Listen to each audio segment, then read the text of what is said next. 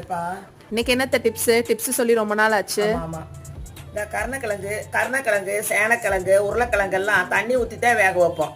அது இல்லாம இட்லி அண்டாவில் ஆவியில வேக வச்சோம்னா சீக்கிரமும் வேகும், சத்தும் போவாது, நமக்கு வறுக்கும் போது எண்ணெயும் கம்மியாகும். சரி. அதுக்கப்புறம் நம்ம அடை செய்யும் போது பாசிப்பருப்பு, துவரம்பருப்பு, கடலப்பருப்பு, அரிசி இதெல்லாம் ஒவ்வொரு பங்குன்னா பாசிப்பருப்பை 2 பங்கு போடணும். இஞ்சி பச்சை மிளகாய் வெங்காயம் எல்லாம் போட்டு செஞ்சோம்னா நல்ல மொறுமொறுப்பா வரும், ருசியாவும் இருக்கும். பாசிப்பருப்பு அதிகமா போடணும். சரி. அப்புறம் வெங்காயம் நல்லா சீக்கிரம் வதங்கணும்னா கொஞ்சம் சர்க்கரை போடணும். தக்காளி வதங்குறதுக்கு உப்பு போடணும், அப்ப சீக்கிரம் வதங்கிரும். சரி. அப்புறம் இது வாழைப்பூவை ஆஞ்சிட்டு அறுக்கிறதுக்கு ரொம்ப லேட் ஆகும், கையும் கருப்பாகும்.